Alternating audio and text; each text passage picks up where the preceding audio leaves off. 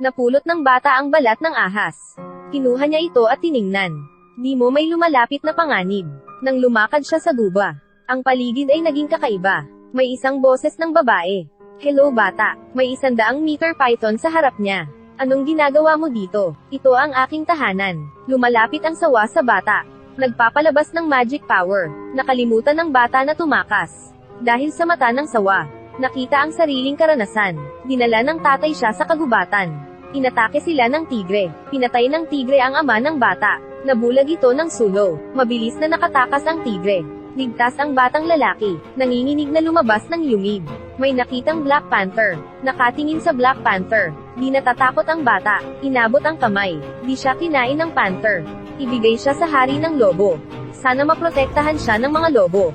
Pinangalanan siya ng Mowgli. Lumaki sa pangangalaga ng lobo at panther. Pinalaki siya gaya ng mga lobo. Unti-unti ding may ugali ng lobo.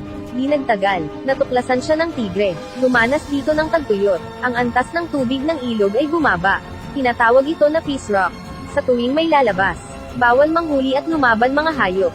Isang mapayapang tanawin. Kingfisher sa bibig ng buwaya. Magkayakap ang daga at ahas. Biglang lumitaw ang sandok. Si Mowgli ang umiinom ng tubig. Marunong ang tao mag-invent. Tinuruan ng hari ng lobo siya ng aral. Di pinapayagan ang pag-uugali ng tao.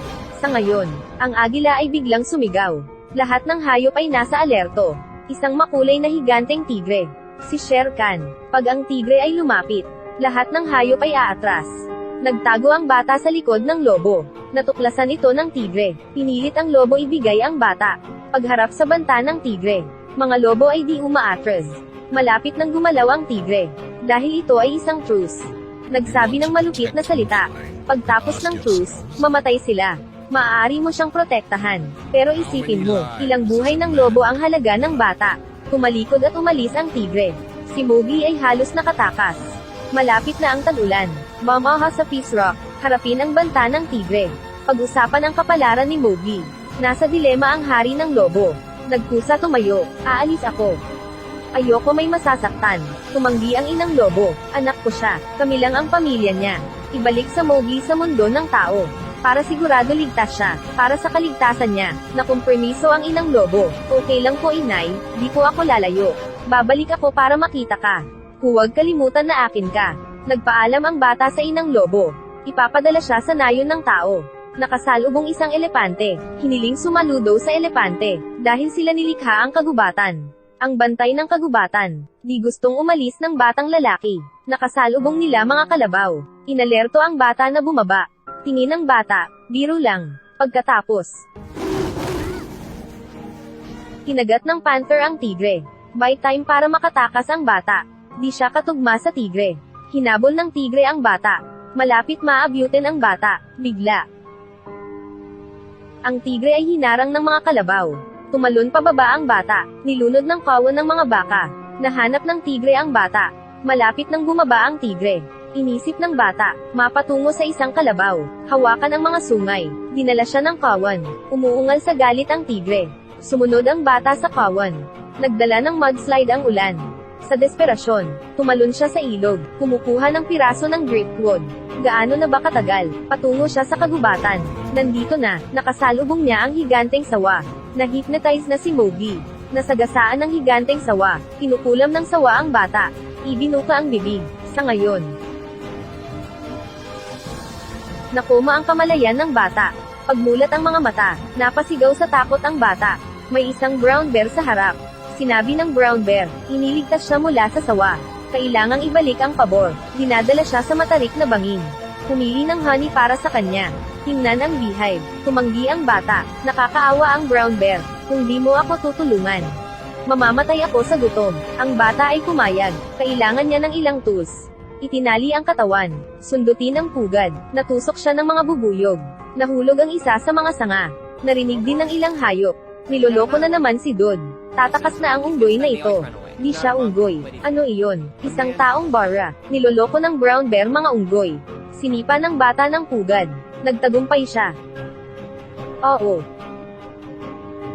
Ang brown bear ay kumain na. Natusok ng husto ang bata. Ang performance ng bata, napabilib sa brown bear. Pupunta ang bata sa nayon ng tao. Nagpasya pa sakayin ang bata, di sila nakarating sa nayon. Nag-alinlangan ang bata, nakatira na siya sa kagubatan. Di alam kung kaya niya doon mabuhay. Hinihikayat na manatili ang bata, para protektahan siya, pero tulungan siya kumuha ng honey. Di niya gustong umalis kaya, sumasang-ayon siya, gumawa ng tool ang bata. Napakabilis ng pagkuha ng honey. Magkaibigan na sila ng brown bear. Kumakanta sila sa ilog ngayon. Mga hayop ay biglang tumakas. Parang may ano sa damuhan. Sa tense na titig ng brown bear, may lumabas na Black Panther. Masayang lumapot ang bata. Ipinakita sa kanya ang mga tool. Mukhang galit ang panther. Nagalit makita ang honey sa kuweba. Nangongolekta para kay Baloo. Di kailangang mag-hibernate mga oso. Anong itinuro mo sa kanya? Pero palagi akong inaantok. Si Baloo ay isang sinungaling. Galit na si Bagheera. Ipinapahayag na ang bata dapat ipadala sa nayon. Ngayong gabi, narinig ang panaghoy ng mga elepante. Sinusundan ang tunog. Nahulog sa hukay ang elepante. Nakatingin sa kawan. Dinala agad ng bata ang tools. Nailigtas ang baby elephant. Proud si Baloo sa kanya. Special siya. Special siya kasi ako ipinalaki ko siya. Di maintindihan bakit paalisin si Mowgli. Kahit may tigre na humahabol. Protektahan ng lobo ang bata. Sabi ni Bagheera kay Baloo. Patay na ang hari ng lobo. Nagalit ito kasi di mahanap ang bata. Pinatay nito ang hari ng lobo. Nakontrol ang wolf pack, para maakit ang bata bumalik. Kaya ligtas siya pag sa nayon. Nagpapatulong hihikayatin ang bata. Humayag si Baloo. Nagtapat sa kanya. Ginagamit lang siya. Hindi kita itinuring na kaibigan. Gusto ko lang ang honey. Hindi na kailangan. Nalungkot ang bata. Umakyat sa puno at nagtampo. May dumating na unggoy. Pinag-alita siya ni Mowgli. Sa huli, kinuha ng mga unggoy ang bata. Humabol si Bagheera at Baloo. Umakyat sila sa tuktok ng bundok. Natigilan ang bata. Ito ay isang ancient temple. Hinimok siya na pumasok. Nakarating sa loob ng templo. Puno ito ng prutas at mga gamit. May higanteng kamay mula sa likod. Ito ay si King Louie. Alam na hinahabol ng tigre ang bata. Iniaalok protektahan siya, pero gagawan siya ng apoy. Akala na sa kanya na ang lahat. Maging tao siya pag may apoy. Mamuno sa kagubatan.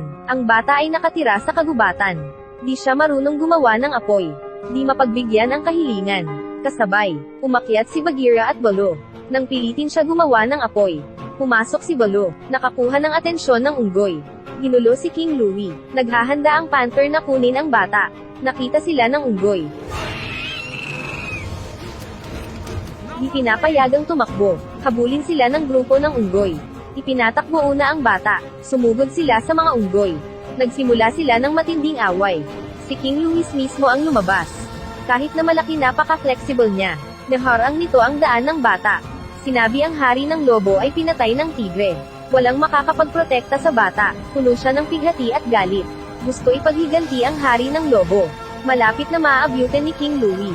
Sa sandali, ang bata ay lumabas sa templo. Desperado na mahuli ang bata. Gumuho ang templo. Mga unggoy ay gutso iligtas ang hari. Wala na sila sa gulo. Nagalit siya kay Bagheera. Gusto gumawa ng isang bagay. Tumakbo sa nayon ng tao. Kinuha ang sulo. Nais gamitin ang apoy sa tigre. Tumakbo pabalik sa kagubatan. Nahulog ang apoy sa damuhan. Nagpasindak sa mga hayop. Tumakas sila sa ilog. Lumabas siya na may dalang sulo. Tinatawag ang tigre. Di siya natatakot sa kanya. Sabi ng tigre mas natatakot. Mga hayop ngayon sa apoy. Tumingin sa kanyang mga kaibigan. Nakatingin din sa kanya na may takot. Pinasisigla ng mabangis na tigre ang bata. Pinasisigla ng tigre ang bata. Pukawin itapon ang sulo. Gawin mo ito gamit ang apoy. Gawin mo rin ang ginawa ng ama mo. Hayaan na makita kung sino ka. Itinapon ng bata ang sulo. Ako si Mowgli, tahanan ko ito. Nagpakita ng ngiti ang tigre. Napakatanga ng ginawa mo. Ngayon wala ka na. Walang kuko, balahibo, at ngipin. Walang kaibigan. Sa ngayon, nakatayo lahat sa likod ni Mowgli. Nagpasya samahan siya. Galit na tumingin ang tigre. Unang sumugod si Baloo, ngunit natambo sa lupa. Wolfpack, sugod. Sumugod din palabas ang bata. Pinigilan ng panther. Manatili ka rito. Kailangan kong makipaglaban. Hindi ka makakalaban tulad nila. Ano ang gagawin ng mga tao? Sige, tumakbo ang bata sa gubat. Natuklasan ng tigre ito. Tumakbo at hinabol ang bata. Mabilis na humabol si Bagheera. Lahat ng hayop ay nagkakaisa. Pagbili ng oras. Binangga pa rin ng tigre mga hayop. Sumugod sa gubat, magdepende na sa bata, nangongolekta ng baging, mga sirang sanga, atali sila at itapon. Humahabol din ang tigre, nakatingin sa isa't isa, nakatingin sa bata, tinuya siya bilang duwag. Ang bata ay biglang tumayo. Hindi ako natatakot sa iyo. Ang bata hindi na tumatakas. Ngumiti ang tigre, tumalon sa bata.